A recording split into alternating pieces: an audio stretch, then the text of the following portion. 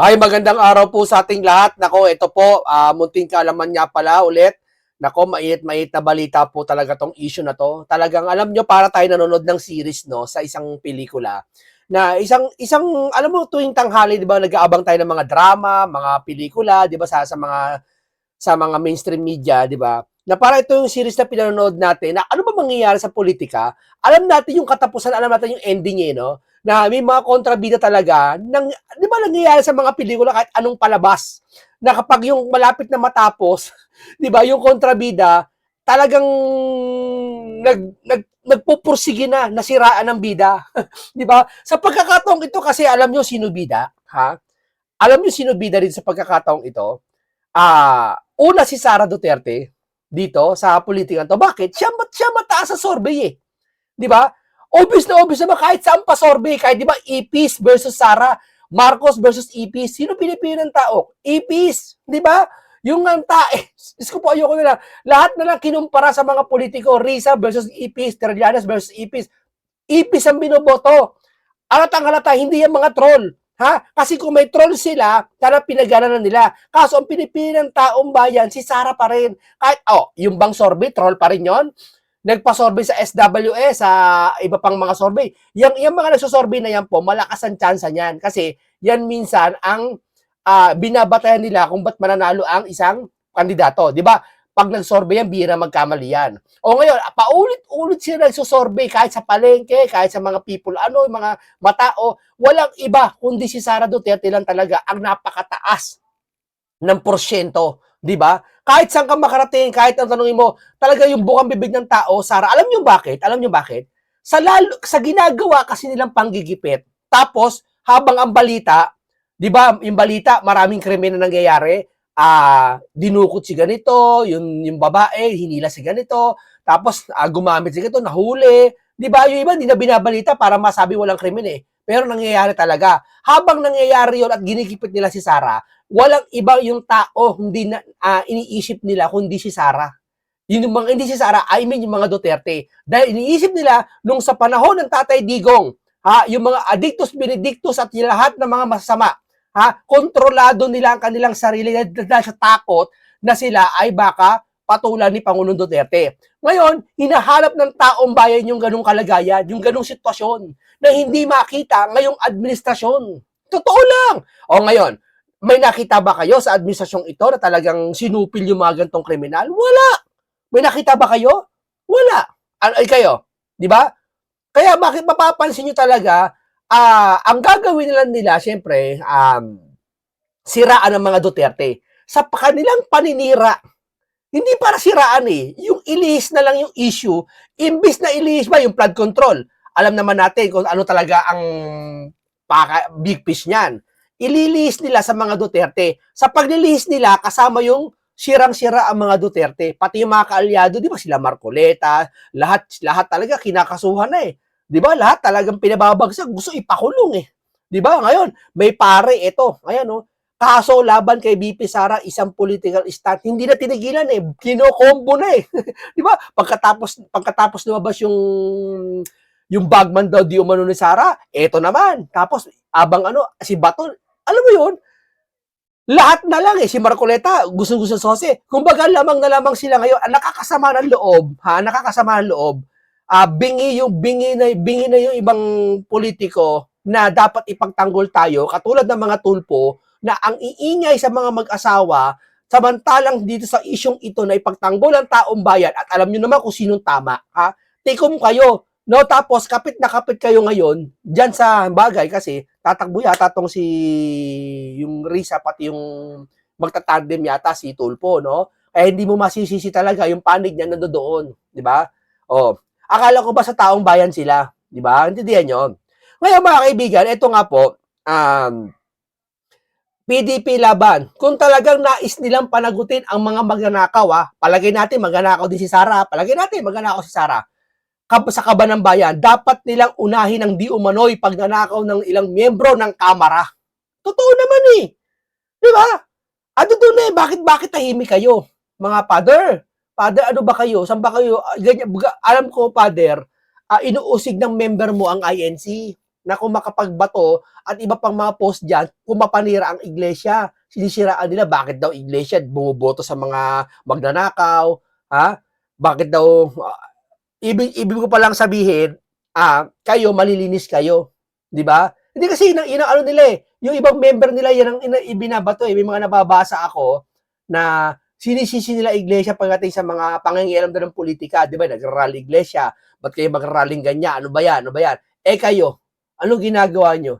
'Di ba? Kung talagang nais nyong panagutin, sama si Topacio eh. Kung talagang nais nyong panagutin, Father, ang lahat nagkasala, isama mo na si Sara, sige. Sama nyo na. Dapat isama mo rin lahat, pati si BBM. Hindi naman siya sabi natin magnanakaw si BBM. Dapat kasama sa inyo na inuusig nyo, wala ka kasi simbahan ka eh. Religion ka, wala ka dapat ano eh, di ba? Dapat tamoy ang INC sabi nila may mamamanig, hindi ang gusto ng INC transparency lang. Di ba? O ngayon kayo, harap-harapan kayo. Di ba? Harap-harapan tong father na to na akala mo kay linis eh, no? Di ho ba? Kasi kung talagang nais nila mga kababayan na panagutin, dapat yung mga pinangalala mismo ng Pangulo, ba't di nyo sinama dyan? Ba't di nyo kinasuhan yon? Yung saldi ayaw mo eh, ba't ayaw nyo kasuhan? Bakit? Kakasuhan na kasi ni Duterte, ni BBM. Para makasigurado nga na talagang transparency kayo, wala kayo kinakampihan eh, at wala kayo sinisingle out eh. Kasuhan nyo lahat na na-identify na may nagnanakaw. Bakit si Sara lang ba? Hindi ko pinatatanggol si Sara. Di ba? Malayo sa katwiran niyan, kapader. Wala sa Biblia yung mga ginagawa nyo. Di ba? Halika dito, tingnan natin to. Ito pa natin, mag-iit ang ulo nyo, papainitin ko ulo nyo mga kababayan sa mga makikita nyo. Nauna pa nilang kinasuhan ang plunder si BP Sara Inday. Di ba? Sa gitna ng kaliwat ka ng aligasyon ng bilyon-bilyong pisong korupsyon sa ilalim ni Marcos Jr. administrasyon, nauna pang kinasuhan ng plunder si BP Sara ng ilang civil society groups na kinabibilangan din ng self-confessed former drug addict. Father, former hindi naman addict, drug former addict na father na kaugnay ng 612M confidential funds. Wow, Father! Father, tiyatanong ng taong bayan, magkano daw? Magkano daw, Father? Basahin natin, Father, yung mga comment para patas naman. Nagmamadali din sila, baka balikan sila eh. Iba na talaga ngayon, nagbitin sa maliit, malaki na at malaki, wala lang dahilan pa, PDEA. Di ba? Father, ano ba naman yung Father? Totoo ba yung chismis talaga, mga kababayan? Totoo ba yun? Na ang sabi, yung lahat daw ng galit kay mga Duterte, kung hindi addict, dating former na addict. Totoo kaya yun? Amy, pakisagot niya, Amy Marcos, may kilala ka bang addict? Amy? Na galit, kasi pag addict daw, sabi ng chismis, pag addict ka daw, o pag galit ka kay Duterte, isa lang ibig sabihin ng dalawa lang. Addict ka o kaya former addict ka. O kaya tatanggol mo yung mga addict. Yung tipong gagawa ka pa ng museum para sa EJK, talagang tatanggol mo pa yung mga yon, di ba? Yung mga napatunayan na talagang, biruin mo si nanay, in-interview, tuwan-tuwa na hindi nabigyan si Tatay Digong ng interim release. Yung pala kinamatay ng anak niya sa fraternity. Sabi niya, anniversary daw ng anak niya kasi birthday daw, namatay daw sa extrajudicial ni Tatay Digong. Yung pala sa fraternity, parang si Alin Chile, di ba? Boy, yung hawak na picture yata, boy pa yata. Di ba? Kita nyo, di ba? Ano sila wala tayong laban ngayon eh. Pinapako tayo sa cross ngayon eh, kasi sa kanila sila nakaupo ngayon eh. Di ba? Kasi itong 2026, need na nilang kumilos lahat, gagawin nila kasi 2027, pakiram. Kasi itong 2026 na to, tandaan nyo wala na to. Yung 2027, simula na to. Tandaan nyo sa eleksyon napakalapit ng December 2026. Ngayon, 2025, almost January na, napakalapit na nito. Late ka na kung di ka kikilos. Tandaan yan. Napakalapit ito sa 2027. Hindi siya 2027 election. Ang election, 2028. Pero malapit siya sa 2027. Di ba? Ibig sabihin, ano doon yung period talaga na kung saan dapat huli ka na pag hindi ka kumilos ngayon. Kaya dapat ngayon, ito bago magtapos, 2026, para sa February, uulitin yung impeachment, pasok na pasok talaga. Di ba? Si Bato, mauhuli na, si Bongo, si Marcoleta, kakasuhan. Lahat ng tututol para ipagtanggol si Sara, aalisin. Hindi, totoo yan. Ayun na nag-tutorial ko, Oh. Oh, ito pa. Gawa-gawa istorya. Oh. Ang dami niya, former PICC Chair Direco Belgica, Affidavit of Madriaga. Oh, imbestigahan, issue, magnetic lifter. Alam mo, marami kasi. Ito pa. No. Oh, hindi, wag tayo sa ano. Ito pala po. Malinaw na desisyon ng Korte Suprema. Ito. Ano sila, pagkasalanan nila, hindi maingay ang isa't isa sa kanila. Oh, malinaw ang desisyon ng Korte Suprema, labag sa konstitusyon ang ginawang paglipat ng reserve fund ng PhilHealth. Oh, pinirmahan ni Risa H. ang BICAM report ng GAA 2024, nag-require na ilipat ang PhilHealth reserve fund sa National Treasury. Wala siyang karapatan na mag-angkin ng credit ng desisyon ng Korte Suprema. Di ba? Alam mo yon? Nakakatawa lang, naisingit ko lang to, nakakatawa. Kasi pag sila, ang loyalista at ang mga ibang pinklawa pag nagkasala, sila na lang okay lang, granted. Pero pag itong mga kalaban ng administrasyon, hindi naman kalaban, no, yung mga pumupuna lang sa mali. Totally, kasi hindi naman talaga kalaban niya mga yan eh. Namumuna lang talaga eh. Si Marcoleta ba kalaban ng administrasyon? Hindi. But hindi. Doon niya sa zona ni Marcos, di ba? Kinamayan pa ni Marcoleta si Junior eh. Hindi siya kalaban si Marcoleta, hindi kalaban ni Junior. At hindi siya lumalaban kay Marcos. Ang nilalabanan niya, yung korupsyon. Ngayon, pakiramdam ng mga to, akala niya nilalabanan sila ni Marcoleta, isa lang ibig sabihin nun, guilty kayo. Di ba? Pakiramdam nyo, uusigin kayo ni Marcoleta, tutuklasin yung mga baho nyo. Di ba? Ibig sabihin, kung talaga wala kayong kasalanan, papayag kayo si Marcoleta ang mag-imbestiga niyan. Di ba? Ano ba dahilan? Alam mo, sabi ko nga ang pinakapunot dulo nito, tandaan nyo pinakapunot dulo nito, ba't nagkakagulo na ngayon? Ito tatandaan nyo walang iba, kundi si School Bukol. Tandaan nyo yan. Kung gaano sinabi ni Anjo Iliana, napakawalang yan, nararamdaman natin ngayon. Talagang totoo, napakawalang yan, yung School Bukol na yan. Bakit? Nandahil sa kanya, di ba sabi ko kasi si Senator Marcoleta, inalis niya. Mula nang inalis si Senator Marcoleta, nagkandaloko-loko na lahat. Di ba? Pinagbintangan si Gutesan. Hindi ako makamubun kasi yun ang pinakaugat eh. Yun ang pinagsimulan ng lahat ng ito eh. Di ba? Napakabastos pa. Ito, pakinggan nyo hindi na-recognize si Senator Marcoleta, napakabastos nito. Hindi ko alam kung talaga i-recognize pa to pakinggan nyo mabuti Parang nabastosan lang ako eh. Mr. President, may recognize our distinguished... Ayun, nagsiselfon lang siya. Mr. President, may recognize our distinguished colleague from the province of Tarlac and Pampanga, the provinces of Tarlac and Pampanga, no other than Senator Rodante Marcoleta. Dapat, ang kasabihan dyan, Marcoleta recognize. Sir President, I vote yes to the proposal. Hindi ko alam kung bastos ba, sabi ng iba, dami nagko-comment niyan, bastos daw. Di ba? Ayaw i-recognize si Marcoleta. Hindi, napinapasin ko. Pero, naisingit ko lang yan. Ang sa akin lang po, ito lang hindi kayo nakakahalata, mga kababayan. Hindi kayo nakakahalata na pag tama naman ang sinasabi na nagkataon lang na sa Duterte sila, hindi nila paniniwalaan. Bagos pag sisiraan nila kung ano pagkasabihin. Samantalang yung mga nagkasala, bilyon pinag-uusapan o trilyon sa flood control issue. Walang nagsasalita ni isang pink hanggang ngayon. Maliban kay Gonzon kasi si Gonzon wala na ata sa pink eh. May nakita ba kayong mga loyalista? Sige, labasan ng resibo. O mga pink na nagsasalita laban sa korupsyon, sa flood control, na individual na titira nila, o hindi man titira, pinupunan nila. Meron na sumisigaw sila, panagutin ang mga nangurakot. Pero hindi sinabi kung sino at kung ano yung tinutukoy nila. Alin ba yun? Di ba? Wala. Hindi nila sinasabing flood control issue. Basta sabi lang nila, panagutin ang mga kurakot. Dapat iduktong nyo sa flood control issue. Hindi po pwede kasi lalabanan nila ang administrasyon. Di ba? Ayaw nila nun, di ba? May nakita ba kayo na nagsusumigaw ng gano'n? O nagpo-post nila sa Facebook, mga abogado dyan, o sino ba? Lahat, ito na lang. Simple na lang, pababain natin, wag na opisyal. Yung mga vlogger na lang. May nakita ba kayo?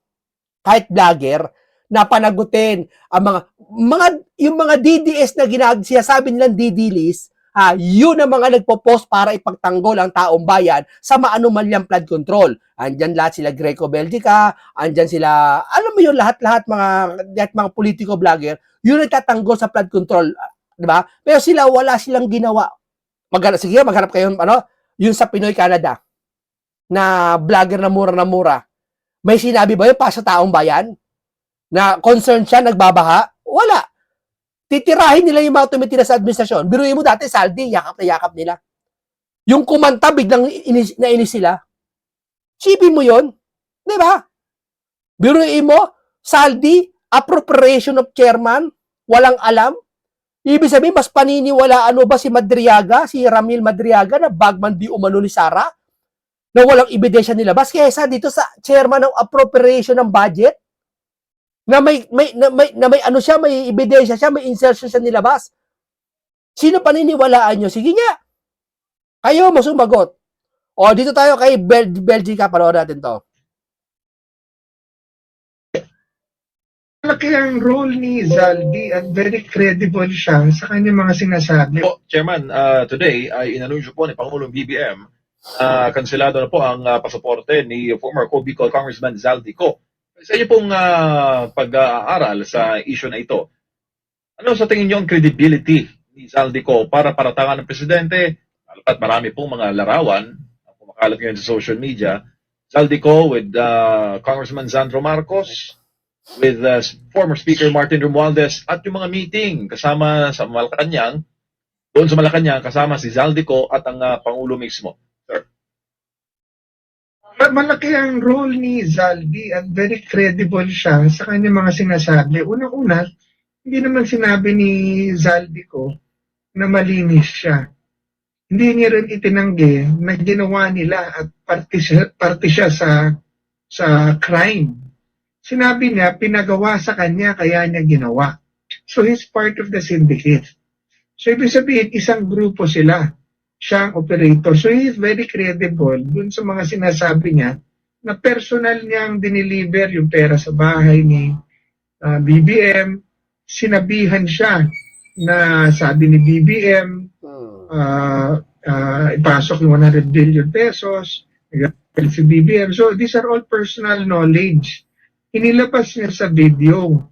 Of course, pag dinala mo sa korte yan, syempre sasubstantiate niya yan ng mga ebidensya niya at saka gagawa niya ng formal affidavit.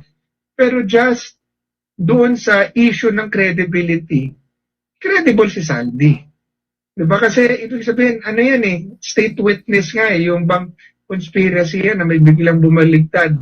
So talagang alam niya, hindi lang narinig niya o sinabi sa kanya, siya mismo ang nakakaalam at saka yung mga testimonies or yung mga sinabi niya sa video, siya mismo ang gumawa nun. So very credible po yung sinasabi. Very credible talaga. Ito mga vlogger lang na to, ayaw nilang tanggapin. Lahat na umamin, sinungaling. Diba? Tapos isang beses lang sinabi, tinuro si Jinggoy, siya na kagad. Diba? Alam mo yun? Pag halimbawa, yung 1,000 tao tinuro si Tambaloslos saka si Junior, 1,000 tao na hindi sila maniniwala. Pero pag isang tao lang tumuro dun sa Duterte, naniniwala sila. Di ba? Ito very credible to. Dapat to imbestigahan na mas malalim. Dito nakapokus lahat. Pati yung si father. At sabi ng balita, ano ka daw? Hindi ako may sabi, ito may sabi, ito ang post na to. Ayun sabi, former drug addict ka daw. Yan, hindi ako may sabi niya, ayoko tanggapin kasi father ka Kasi nagbagong buhay ka na, alam ko. Nagbago ka na. Pero, siguro baka nagbago lang sa'yo yung pagiging bisyo mo. No? Kasi ugali mo, nakikita ko, yung pagiging, hindi ko alam kung anong doktrina tinanggap mo, nakikita ko po, father, labag po sa inaaral nyo araw-araw sa simbahan, yung kinikilos nyo po. No? Oh. Ito po sana pagtuunan yung pansin din, Father. Hindi ko naman sinabi wag mong pagtuunan si Sarah.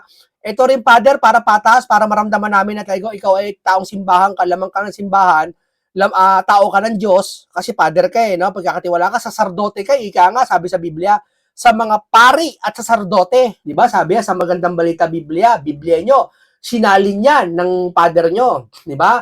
Ang nagsalin niya, mga Katoliko, di ba? Ang sabi doon, mga pare, mga saserdote, di ba? Ibig sabihin, dapat kayo maging patas kayo. Ha? O baka isa kayo dun sa mga katulad ng kay Kristo na pinako si Kristo, pinakawalan si Barabas. Barabas ba yun? Barabas. Di ba? O, wag naman sana. Ito rin si Saldi, Father. Sana kasuhan mo rin to para kung sakali mauwi sa Pilipinas to, tagtag ng kaso to, plunder, kung ano-ano pa. Ito rin, Father. Please lang, Father. Oh. Bakit, Father? Ba't ayaw nyo? Unfair kayo, Father. Si Sarah lang? Si Sarah lang ba magnanakaw? Allegedly? Ito rin, Father, oh. Ito, Saldi, oh, Father, oh. Ang linaw-linaw, oh. Oh. Father, nabubuking ka, Father. Wag ganyan, Wag ganyan. Sa susunod, wag mo na ano yan, Ako, naniniwala ako, mabait ka. Ano ka lang, siguro, baka, Father, ano ka lang, nape-pressure ka lang. Ako, naniniwala ako, mabait ka, makajos ka, Father. Zaldi. Hindi ko sinasabing innocent si Zaldi. Pero hindi rin siya ang lumalabas na mastermind sa kasong ito kasi hindi naman siya nasusunod eh. In total, meron siyang sinusunod at meron nag-uutos at itinuro na niya na that is the Speaker and President Marcos. Yun ang complication ng kasong ito dahil paano mo ngayon iimbestigahan ng Pangulo? Paano mo siya maimbestigahan na habang siya ay nakaupo? Although dapat at pwedeng gawin ng ombudsman yun, mahirap, di ba? Sana gawin ng ombudsman at sana magboluntaryo si President Marcos mismo na magpa-imbestiga openly. Kaya nga ang sinabi ko sa kanya, ang pinararating ko po sa kanya, pumunta siya sa Senate Blue Ribbon Committee, magpa-imbestiga siya. Magpaimbita siya sa Senate Blue Ribbon Committee at doon niya ilabas ang kanyang mga ebidensya para pasinungalingan yung mga sinabi ni Zaldi. Tapos, imbitahin niya rin ang ombudsman na magkaroon ng gumawa ng impartial probe sa kanyang opisina. And lastly, siguro I've been talking kanina with some of our lawyers and concerned citizens. You know, ang maganda po talaga nito ay magkaroon sila ng isang kahit opisina, or tao na talagang bibigyan nila ng blanket authority to investigate. Lahat, yung office niya, Congress, blanket authority to investigate. And independent talaga, hindi gaya ng ICI na nagre-report sa kanila at under their... Wala yan. Ano lang yung ICI na yan para yung tao makalimot. Tama, wala na ngayon, no? Natural na yung nangyayari ngayon. Wala na. Powers and jurisdiction. Pero kung ako yan, kailangan nagre-report sa tao. Yung sa tao, bigyan nila, sige, mag-imbestiga kayo at ilabas yung katotohanan. And let the investigator empowered, no? May partner dapat yun na sa DOJ na prosecutor na magsisigurado na yung mga isasampang kaso will stand in court.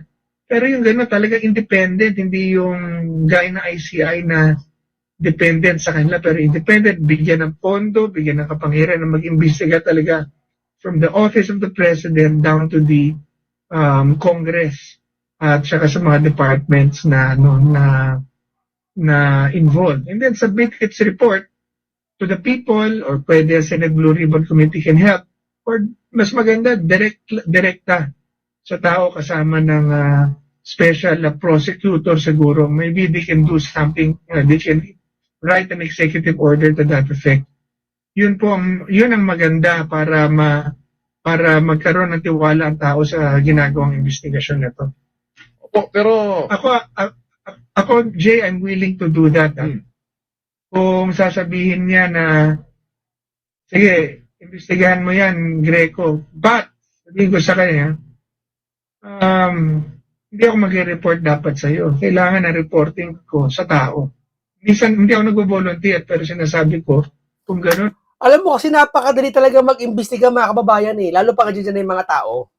Ang hirap imbestigahan po yung mga tao nagtatago. Yan kagaya ni Saldi. Nahirap yan. Pero yung mga dyan tao gaya ni Romualdez nandiyan dyan na. Tapos si Diskaya hawak nila. 'Di ba? Tapos yung papaupuin mo lang, paghaharapin mo lang eh. Pagtutugmay mo lang lahat eh. 'Di ba? Eh kung sa simula pa lang hindi nila pinaalis si Saldi, pati yung bunuan, hindi sana tapos na. 'Di ba? Sino ba may kapabayaan dito kaya ganyan ng investigasyon? Sino ba dati wala pang ICI? Sino ba may investigasyon nito? 'Di ba Blue Ribbon? Ha? O anong ginawa ni School Bukol at ni Boy Tago? 'Di ba pinabayaan lahat ng investigasyon? Sila ang lahat ng may pakana nito eh. Kaya nagkakaganito na, nakarating tayo sa ganitong sitwasyon eh. 'Di ba? Hanggang sa si Saldi ko, di ba? May pasabi-sabi pa si School Bukol sa si Boy Tago na puro video daw si Saldi. Hindi nila namalaya, di ba? Biglang sumabog si Saldi sa social media. Oh. Di ba? Tapos kunwari ngayon ito, chori lang to, hakalan to, chismis lang ha. Bakit si Saldi wala ngayon? Ba't walang upload ngayon? Magtatatlong linggo na walang upload. Bakit? Nagkasundo na ba? Tapos kunwari, hahanapin, kakasuhan. Hindi nyo alam kung nasaan. Pero si Bato, nalaman nyo kung nasaan? Come on. O baka talaga, alam nyo talaga asa si Saldi. Kung nagpa-publicity lang kayo, chismis lang sabi nila, nagpa-publicity lang daw sila, kunwari, hindi alam, kunwari nahanap si Saldi para for publicity, may ginagawa sila. Pero sa loob-loob nila, hindi natin pwede mahanapin si Saldi. Dahil mabubuko tayo, maglalabas ng ebidensya. Naku, yari tayo. Paano gagawin? Kunwari hanapin natin. Kahit alam natin nasaan siya, kunwari hindi natin alam. Kunwari naghahanap pa rin tayo. Kunwari mag-request tayo, picturean nyo si Saldi kung nasaan kayo. Nasaan siya para makatulong kayo. Chismis lang yan Hindi ko siya sabing totoo yan na magiging kondisyon, maganda yon. Pero Chairman, kung pagbabasayan mo lahat ng post ngayon sa social media, kahit kaninong platform, pa-PCO man, maiba pang mga news organization, kahit basic programs o announcements ng pamahalaan, daily activities ng presidente, paano man, ibang ang komento ng tao, Chairman Parang wala na silang respeto sa presidente. Anong tingin mo dyan, sir? Yun nga po ang nagpapakita ng tunay na damdamin ng... Sabi nila, lahat daw ng mga nasa social media, lahat ng galit kay Pangulo, mga troll daw yun. Anong tingin nyo? Walang tao sa Pilipinas? Ang gusto nilang palitawin, walang Pilipino sa Pilipinas, sila lang.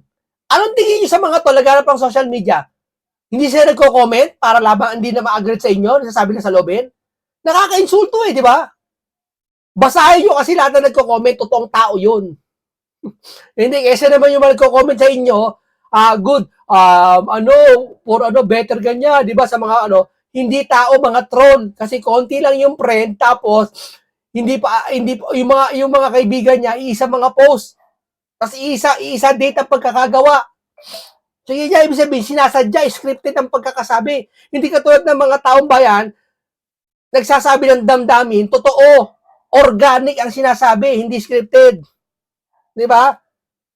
Pilipino ngayon, talagang galit ng tao. Social media, galit ng tao dahil, alam ng social media ang totoo Alam. Wala nang tiwala talaga. Wala talaga. Ang tao sa pamahalaan. Sa kailan lang yan. Ito bakit sa Duterte ang dami nag-rally para sa kanila?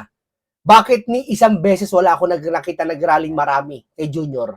Kung talagang totoong piglalaban nila yan. Sige nga. Sige nga. Bakit wala? Meron mga 100 lang. Wala. Mga lumabas. Okay, ito po yung lahat opinion ko, reaction ko. Ito ay, hanggang dito lang po tayo. Paalam sa inyong lahat.